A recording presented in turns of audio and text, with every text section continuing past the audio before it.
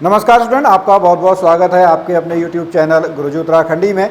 तो स्टूडेंट, जैसा आपको पता है कि अभी जो हमारा उत्तराखंड लोक सेवा आयोग है उसके थ्रू आपका जो लोअर PCS है और जो आपका अपर PCS है उसके आपकी वैकेंसीज आई हुई हैं, ठीक है। और आज हम पर्टिकुलरली यहाँ पे बात करेंगे जो आपका अपर PCS है, ठीक है, उत्तराखंड, जो उसका प्री का एग्ज़ाम है। हम सभी को पता है कि वो 3 फेसेस में होता है, प्री, मेंस और उसके बाद आपका इंटरव्यू वाले में होता है। तो अगर आप उसकी तैयारी कर रहे हैं तो आपको यह वीडियो ज़रूर देखना चाहिए और आपको इससे पहले सलेबस और स्ट्रेटेजी के बारे में थोड़ा सा आपको पता रहना चाहिए किस हिसाब से आपको पढ़ना है। लेकिन उस वीडियो को हम बाद में आपको बनाएंगे, नहीं तो आप सलेबस देख सकते हैं। आज मैं पर्टिकुलरली यहाँ पर आपको बता रहा हूँ जो आपका प्री का पेपर था, ठीक है, 2016 का पेपर है, ठीक है। 2016 के पेपर को हम यहाँ पे सॉल्व करेंगे। ये टोटल 3 पार्ट में जाएगा। उससे पहले मैं आपको हल्का सा समझा दूँ कि ये ज़रूरी क्यों है। क्योंकि पहले आपने सिलेबस देख लें, सिलेबस के बाद आपको जब प्रीवियस ईयर्स के आप क्वेश्चन पेपर देखेंगे तो उससे आपको पता लगेगा कि किस तरीके के क्वेश्चन आपके आए हुए हैं। हालांकि उत्तराखंड में 4-4 साल में आपका एग्जाम होता है। इस बार कोरोना की वजह से थोड़ा सा 1 साल और लेट हो गया, 2021 में है, नहीं तो इसको पिछली बार आ जाना चाहिए था। तो आज हम 2016 का जो पेपर है उसको सॉल्व करेंगे। और प्री में आपके 2 पेपर होते हैं, 2-2 घंटे के पेपर होते हैं। GS का पेपर भी आपका 2 घंटे का होता है और जो आपका एप्टीट्यूड टेस्ट है वो भी आपका 2 घंटे का होता है। इसमें आपके 150 क्वेश्चन होते हैं, 150 मार्क्स के 1 मार्क्स का एक क्वेश्चन होता है। और जो जनरल एप्टीट्यूड टेस्ट है वहाँ पे 100 क्वेश्चन होते हैं, लेकिन जो आपका टोटल मार्क्स है वो आपका 150 होता है, ठीक है। ये आपका क्वालिफाइंग नेचर का जो आपका पेपर है वो आपका GAT वाला है, ठीक है। तो आज हम यहाँ पर बात करेंगे जो 2016 में GS का पेपर आया था, इसको हम करेंगे 150 वाले को टोटल 3 पार्ट में करेंगे। आज हम 50 क्वेश्चन करेंगे, फिर हम 50 करेंगे और फिर हम आगे जो थर्ड पार्ट होगा वहाँ पे 50 करेंगे। तो अगर आपने दोनों पार्ट नहीं देखे हैं तो आप उनको ज़रूर देख लीजिए, ठीक है। और उसके बाद मैं आपको बता दूं कि जो यहाँ पर आपका क्वेश्चन है इसके साथ हम थोड़ा सा वो भी बताएंगे क्या कि ये किस टॉपिक से रिलेटेड है, उत्तराखंड से है कि इंडियन हिस्ट्री है, ज्योग्राफी है कि वर्ल्ड ज्योग्राफी से रिलेटेड है कि पॉलिटी से है, इकोनॉमिक्स है। तो आप अगर सीरियसली तैयारी कर रहे हैं तो एक कॉपी पेन साथ में लीजिए और उसके आगे उसको नोट करते रहिए। इससे आपको थोड़ा सा एनालिसिस हो जाएगा, आपके दिमाग में एक पैटर्न बैठ जाएगा कि हाँ अप्रॉक्स इस तरीके के आपके क्वेश्चन यहाँ से बन के आते हैं। अभी हम 2016 का कर रहे हैं, आने वाले कुछ टाइम में हम फिर 2012 का पेपर भी करेंगे, ठीक है। 2012 का पेपर इसके बाद हम करेंगे। पहले ये 3 पार्ट हम कर लेते हैं, ठीक है। तो आप इसको समझिएगा। पहला पार्ट आप यहीं पर देखिए। अब मैं ले चलता हूँ आपको अपने कंप्यूटर स्क्रीन पर। स्टूडेंट्स, फिर हम चलिए अपना जो क्वेश्चन पेपर है, क्वेश्चन पेपर हम स्टार्ट करते हैं। पहले के जो 50 क्वेश्चन है आप कॉपी पेन ले लीजिएगा और मेरा आंसर देने से पहले आप अपना आंसर दीजिएगा ताकि आपको पता लग सके कि आपके 50 में से कितने मार्क्स आपके आ रहे हैं, ठीक है। तो सबसे पहला जो क्वेश्चन है वो है जेम्स एंड्रयू रैमजे भारत के किस गवर्नर जनरल का वास्तविक नाम था, ठीक है।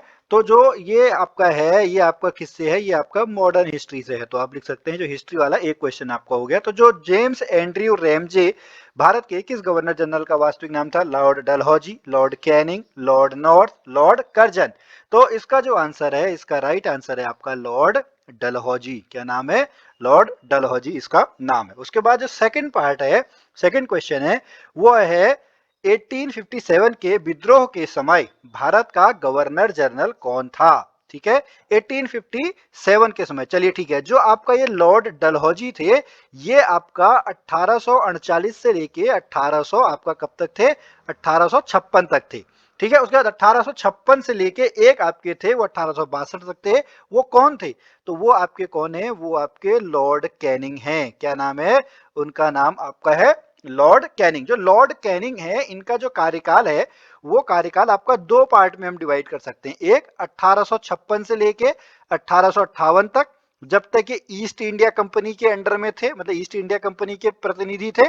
उसके बाद 1857-58 में जब ये किसके पास चला गया, जो क्राउन के पास चला गया था, यहाँ का सारा जो आपका कंट्रोल था। तो उसके बाद 1858 से लेके 1862 तक ये भारत के पहले वॉइस रॉय बने। तो आपको ये याद करना है कि भारत के पहले वॉइस रॉय कौन बने थे, वो आपका लॉर्ड कैनिंग थे, जो कि 1857 के विद्रोह के समय गवर्नर जनरल थे। उसके बाद थर्ड क्वेश्चन है हिंदुस्तान सोशलिस्ट रिपब्लिकन आर्मी की स्थापना हुई, ठीक है। इनकी स्थापना कब हुई? इनकी जो आपकी स्थापना है वो आपका 1928 में हुई। इसके जो आपके सदस्य थे भगत सिंह, चंद्रशेखर आजाद, ये लोग आपका जो हिंदुस्तान सोशलिस्ट रिपब्लिकन आर्मी जो है उसके आपके क्या थे, ये लोग उसके सदस्य थे, ठीक है। उसके बाद अगला जो हमारा चौथा क्वेश्चन है, चौथा क्वेश्चन है काकोरी कांड, बहुत इंपॉर्टेंट है जी।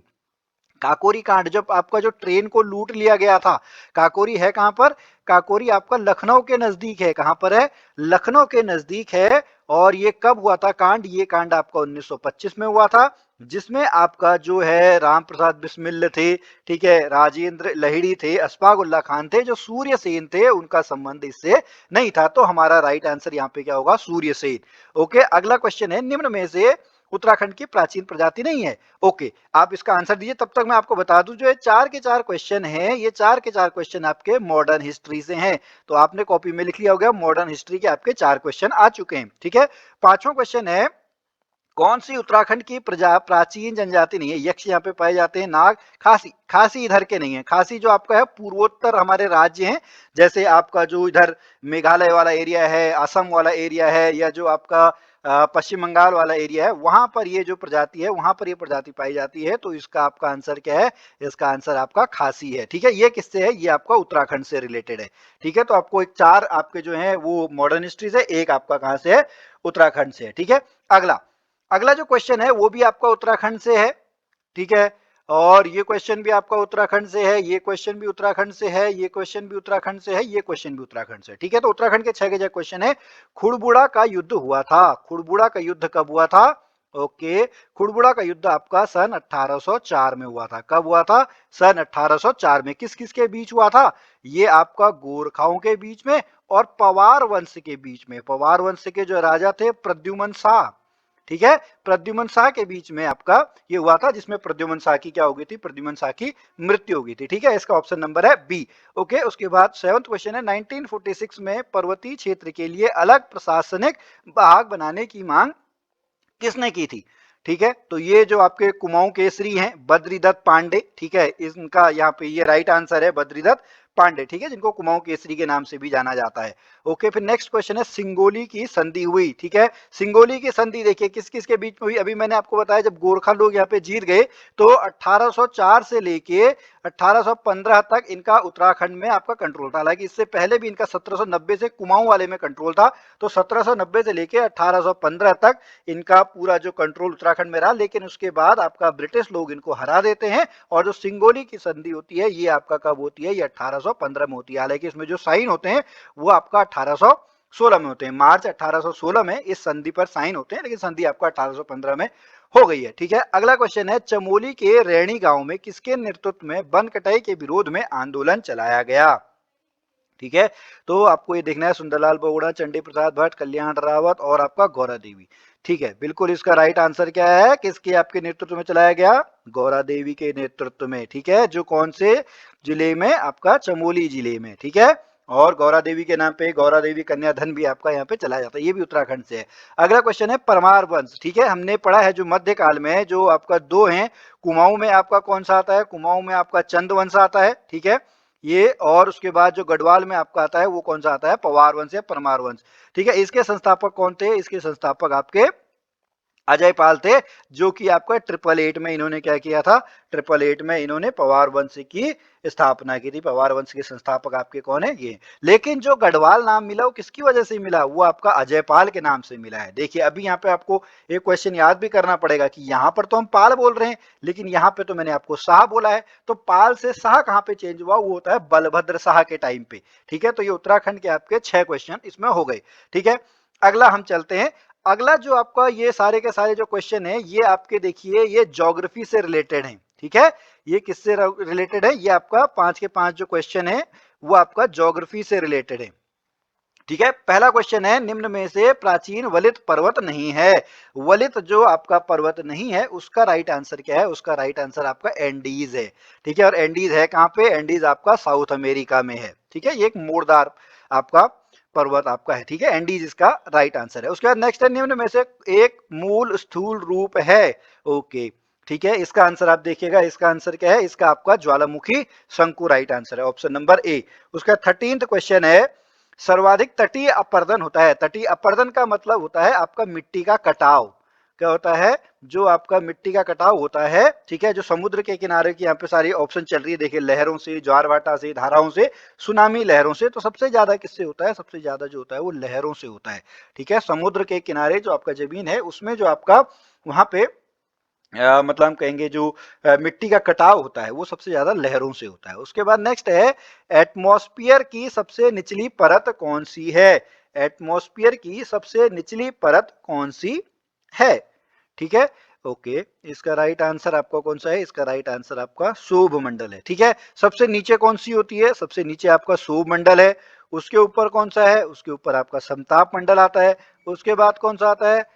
उसके बाद आपका मध्य मंडल आता है, फिर आपका ताप मंडल आता है, उसके ऊपर आपका बाह्य मंडल आता है। तो हमारा जो एटमॉस्फेयर है ये आपका सबसे नीचे आपका शोभ मंडल है। ओके, उसके बाद अगला क्वेश्चन है, भूमध्य रेखीय परिधि। ओके, देखिए थोड़ा सा यहाँ पे आप इसको ट्राई कीजिए, क्योंकि यहाँ पे आपको थोड़ा सा हिसाब लगाना पड़ेगा। सॉरी, अगर आपको बेसिक चीजें पता है तो आपको हल्का सा यहाँ पे हिसाब देखना पड़ेगा। ठीक है, तो परिधि का मतलब होता है जो आपका सरकमफेरेंस है। ठीक है, सरकमफेरेंस है तो हमको सरकमफेरेंस का फॉर्मूला आपका क्या होता है? 2 पाई आर। ठीक है, और आर कितना है हमारा ये आपको देखना है। ठीक है, उसके हिसाब से आप जब निकालेंगे आर, जब आपका कितना है अर्थ का, वो 6400 किलोमीटर है। 2 पाई आर जब करेंगे तो वो अप्रोक्स जो है वो आपका 40,000 के लगभग आता है, 40,000 किलोमीटर। तो अर्थ की जो आपका जो इक्वेटर पे आपका क्या है परिधि है, सरकमफेरेंस है, वह कितनी है? वह आपका 40,000 किलोमीटर है। ये 5 के 5 क्वेश्चन आपके किससे हैं? 5 के 5 क्वेश्चन आपका ज्योग्राफी से रिलेटेड है। ठीक है, आगे चलते हैं। ओके, आगे भी आपका देखिए ये जो है, ठीक है, और ये भी आपका उसी से है, ये भी आपका उसी से है। ठीक है, ये थोड़ा सा आप मान सकते हैं ये आपका इकोनॉमिक्स वाला पार्ट आ गया। ठीक है, ये आपका ज्योग्राफी से रिलेटेड है। ओके, तो ये जो आपका है, ठीक है, और लास्ट वाला आपका उत्तराखंड से है। ठीक है, तो निम्न महासागरीय धाराओं में से कौन सी प्रशांत महासागर से संबंधित नहीं है? तो इसका जो आंसर है, इसका राइट आंसर आपका क्या है? इसका राइट आंसर आपका कनारी है। ठीक है, उसके बाद अगला क्वेश्चन है साप्टा। ठीक है, दक्षिण भारतीय वरीयता व्यापार समझौता का गठन किस वर्ष में हुआ है? ओके, तो इसका जो राइट आंसर है, इसका राइट आंसर क्या है? 1993। क्या है? 1993 इसका राइट आंसर है। निम्न में से कौन सा एक समय की प्राकृतिक इकाई नहीं है? ओके, प्राकृतिक इकाई पूछी है समय के लिए। देखिए, समय के लिए हम क्या करते हैं, हम बिल्कुल अब जो टेम्परेचर वाइज आपका जो उस पर डिपेंड करता है। ठीक है, आपका जो हम कहेंगे जो मौसम आपके बदल रहे हैं, ठीक है, उसके बाद चंद्रमास बिल्कुल ठीक है, प्राकृतिक इकाई है, ये बिल्कुल प्राकृतिक इकाई है। लेकिन मानक समय कोई प्राकृतिक इकाई नहीं है। तो हमने माना हुआ है कि ग्रीनविच मीन टाइम पे आपका वहां से टाइम की आपकी शुरुआत होती है। ठीक है, तो इसका राइट आंसर क्या है? इसका राइट आंसर आपका मानक समय है। उसके बाद बादल परिणाम है। बादल कैसे बनते हैं? ठीक है, जब जो आपकी गर्म हवा है, गर्म हवा कहाँ जाती है? गर्म हवा ऊपर जाती है।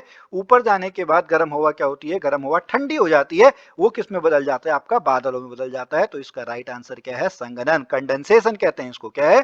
Condensation, option number D.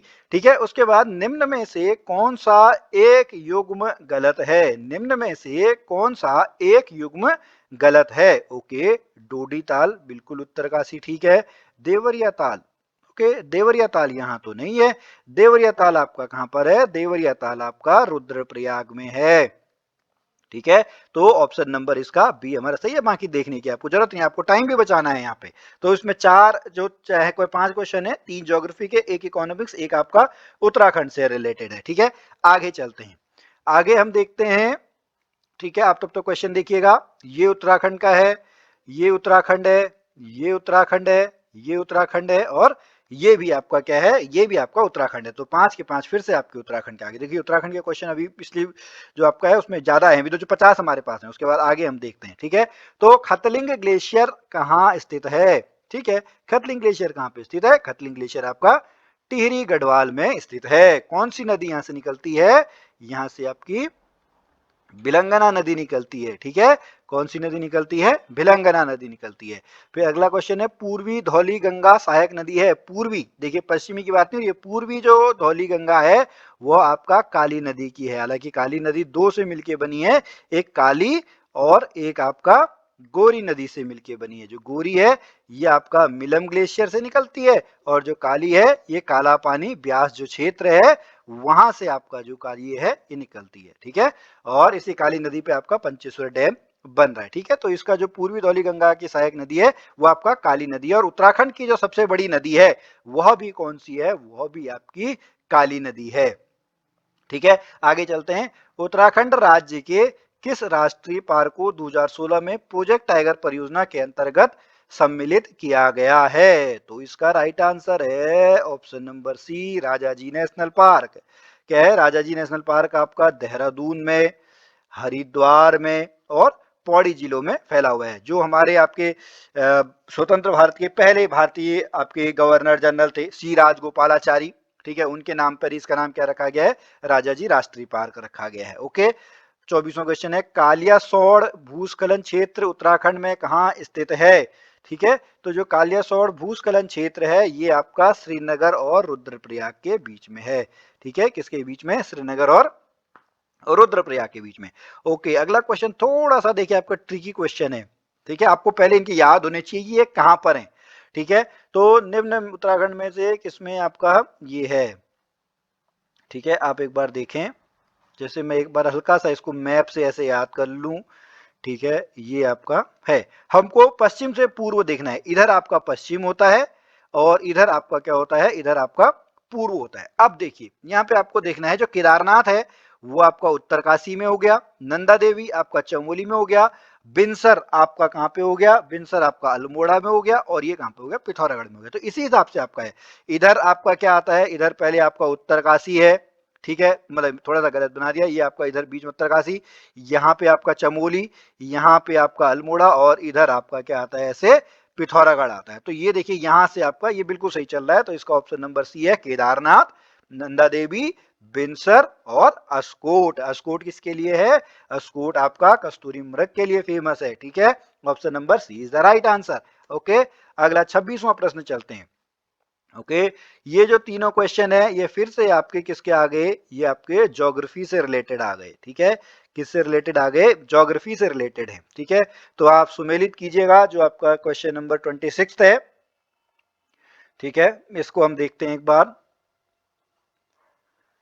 Okay, जो आपका इसका आंसर है वो ऑप्शन नंबर आपका क्या है? ऑप्शन नंबर ए है। जो बिस्ट दोआब है वो आपका क्या है? वो ये नंबर है, ये आपका ये है, ये आपका ये है, ये आपका ये है। तो इसका जो राइट आंसर है ऑप्शन नंबर आपका ए है। ठीक है, फिर 27वां प्रश्न क्या है? निम्नलिखित में से भारत में कौन जैव विविधता का एक संवेदनशील स्थान माना गया है?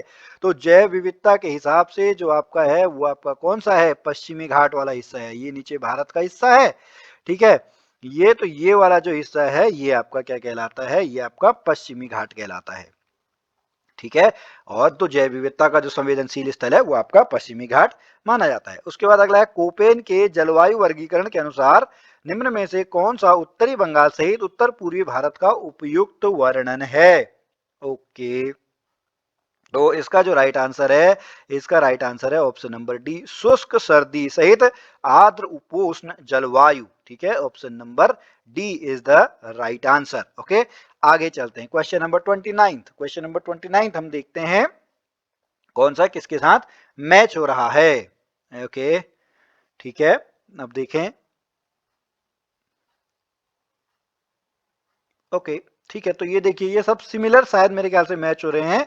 ये आपका है ऐसे, तो 1 2 3 4 option number B is the right answer. ठीक है, अगला क्वेश्चन है, प्रायद्वीपीय भारत में, ठीक है, जो प्रायद्वीपीय नीचे वाला आपका हिस्सा है उसमें सबसे लंबी नदी कौन सी है? तो ये तो बहुत ही आसान सा क्वेश्चन है। उसमें सबसे लंबी नदी आपकी कौन सी है? गोदावरी है। ठीक है, अगर हम भारतवर्ष की बात करें तो गंगा पहले नंबर पे है, दूसरे नंबर पे आपका कौन सा है? गोदावरी। ठीक है, और अगर वैसे हम बात करें तो एक पहले ब्रह्मपुत्र आ जाती है, फिर गंगा आ जाती है, फिर आपकी गोदावरी आ जाती है। तो जो दूसरे नंबर पे टोटल भारतवर्ष की बात करें और प्रायद्वीपीय भारत में ये पहले नंबर पे है गोदावरी। ठीक है, ये दो क्वेश्चन भी आपके किससे हैं? ये दोनों क्वेश्चन भी आपके भूगोल से रिलेटेड है, ज्योग्राफी से रिलेटेड है। ठीक है, आगे चलते हैं। क्वेश्चन नंबर 31, भारत में सर्वाधिक सिंचाई विस्तार वाला राज्य है। ओके, सबसे अधिक जो आपका सिंचाई वाला जो राज्य है वो कौन सा है? वो आपका पंजाब है। ठीक है, ये भी आपका ज्योग्राफी वाला सिंचाई वाला पार्ट उसमें आया। ठीक है, अब ये आपका जो अगला है, भारतीय उपग्रह श्रृंखला जो दूरसंचार के लिए उपयोग में लाई जा रही है, ये आपका किससे है? ये साइंस एंड टेक्नोलॉजी से रिलेटेड है। ठीक है, ये जो अनुसंधान केंद्र है ये भी आपका इन जनरल हम टेक्नोलॉजी से साइंस से मान के चलें। ठीक है, ये दोनों आपका फिर ज्योग्राफी है, ये फिर से आपका ज्योग्राफी से आपका रिलेटेड है। ठीक है, तो भारत में ये हमने देख ही लिया। भारतीय उपग्रह संग्रहालय जो आपका दूरसंचार के लिए यूज में लाया जाता है वो आपका कौन सा है, वो आपका इनसेट है। क्या है, इनसेट। फिर है दक्षिणी गंगोत्री। क्या है, दक्षिणी गंगोत्री आपका अंटार्कटिका में भारतीय शोध केंद्र है। ठीक है, अंटार्कटिका जो आपका बर्फ से पूरा घिरा रहता है, ठीक है, वहां पर जो भारतीय रिसर्च सेंटर है उसका नाम आपका क्या रखा गया है, दक्षिणी गंगोत्री रखा गया है। फिर अगला क्वेश्चन है तमिलनाडु का जो समुद्र तट है वह क्या कहलाता है। तो जो तमिलनाडु का तट है वो आपका क्या कहलाता है, वो आपका कोरोमंडल तट कहलाता है। क्या कहलाता है, कोरोमंडल तट। ओके, अगला 35वां प्रश्न है निम्न से भाखड़ा नांगल, बहुत ही इंपॉर्टेंट है जी। भाखड़ा नांगल किस पे बनी है साहब, ये आपका सतलुज नदी पर है। ठीक है, कौन से 3 राज्य यहां पर आते हैं, इसका आपका है हरियाणा, पंजाब और राजस्थान। क्या है, हरियाणा, पंजाब और राजस्थान। ठीक है, ये आपको यहां पर क्वेश्चन देख लेने। अब चलते हैं हमने क्वेश्चन नंबर 36 में। ठीक है, 36 में हम देखते हैं कहां से हैं। ओके, अब देखिए यहाँ पे आपके पॉलिटी से शुरू हो गए, ये भी पॉलिटी है, ये भी पॉलिटी, ये भी पॉलिटी, ये भी पॉलिटी और ये भी पॉलिटी। ये राज्य व्यवस्था से हमारे शुरू हो चुके हैं। ठीक है, तो ये 6 के 6 जो क्वेश्चन है ये आपके राज्य व्यवस्था से आपके क्वेश्चन है। पहला है भारत के संविधान के किस अनुच्छेद के अनुसार राज्य के राज्यपाल द्वारा मुख्यमंत्री को नियुक्त किया जाता है। राज्यपाल के द्वारा जो मुख्यमंत्री नियुक्त किया जाता है वो 164 के अंतर्गत आता है। ठीक है, 164 के अंतर्गत आपका इसका राइट आंसर है। ठीक है, उसके बाद अगला है बहुत ही आसान सा है, उत्तराखंड की लोकसभा में कितने सदस्य निर्वाचित होते हैं, कितने होते हैं, 5। ठीक है, गढ़वाल के आपके 3, कुमाऊं के आपके 2। कुमाऊं में 2 कौन कौन से हैं, एक आपका अल्मोड़ा पिथौरागढ़ है और एक आपका नैनीताल उधम सिंह नगर है। सिमिलरली वहां पे आपके 3 कौन कौन से हैं, वहां पे एक टिहरी वाला है, एक आपका हरिद्वार वाला है और एक आपका कौन सा है, पौड़ी गढ़वाल विधानसभा क्षेत्र, सॉरी मतलब लोकसभा क्षेत्र है। ओके, तो ये आपके 5 हो गए। ठीक है, उत्तराखंड की विधानसभा में मनोनीत सदस्य कितने, एक ही मनोनीत सदस्य होता है यहाँ पे, चाहे आप 2016 कहीं या कभी भी इसका आप देखें तो एक ही होगा, वो आपका का होगा एंग्लो इंडियन। ठीक है, वो कौन होता है, एंग्लो इंडियन जो आपके हैं। यहाँ पे उत्तराखंड में कितने की व्यवस्था है, 70+1 की व्यवस्था उत्तराखंड में है। ठीक है, फिर अगला क्वेश्चन तो बहुत आसान सा है, लाल बहादुर शास्त्री राष्ट्रीय प्रशासनिक अकादमी कहां पर स्थित है। तो ये आपका कहां पे स्थित है, ये आपका मसूरी में स्थित है। ये कहां पर स्थित है, ये आपका मसूरी में स्थित है। उसके बाद अगला क्वेश्चन है उत्तराखंड लोक सेवा आयोग के प्रथम अध्यक्ष कौन थे।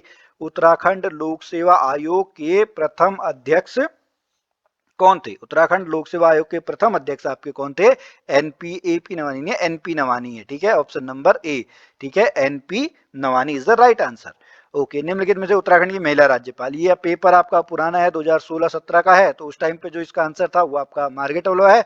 इस टाइम पे आपका कौन है, इस टाइम पे आपका बेबी रानी मौर्य। ठीक है, जो अगर हम आज की अगर बात करें, बाद में अगर बदल जाते हैं फिर आपको देखना पड़ेगा, तो ये उस टाइम के करंट अफेयर का आप मान के चल सकते हैं। और वैसे ही आपका पॉलिटी से रिलेटेड क्वेश्चन है कि उत्तराखंड की जो पहली महिला राज्यपाल हैं, सॉरी पहली नहीं, उत्तराखंड की जो उस समय आपकी महिला राज्यपाल थी वो आपकी कौन थी, मार्गरेट अरोड़ा। ठीक है, ये आपके 6 के 6 क्वेश्चन पॉलिटी से थे। आगे चलते हैं, आगे देख लेते हैं। आगे भी बिल्कुल आपके 4 के 4 क्वेश्चन किससे हैं, 4 के 4 क्वेश्चन आपके पॉलिटी से ही रिलेटेड हैं। ठीक है, भारतीय संघवाद में विविधताओं में एकता, भारतीय संघवाद में विविधताओं में एकता को प्रोन्नत करने के लिए निम्न में से किन संस्थानों को आवश्यक माना गया है। ओके, इसका ऑप्शन नंबर क्या है, option number D is the right answer. ठीक है, option number D is the right answer. ठीक है, उसके बाद अगला है संविधान के किस अनुच्छेद के अनुसार जम्मू कश्मीर राज्य को एक विशेष दर्जा प्राप्त है। ठीक है, अच्छा एक मिनट, जो आपको ये क्वेश्चन नंबर 42, ठीक है,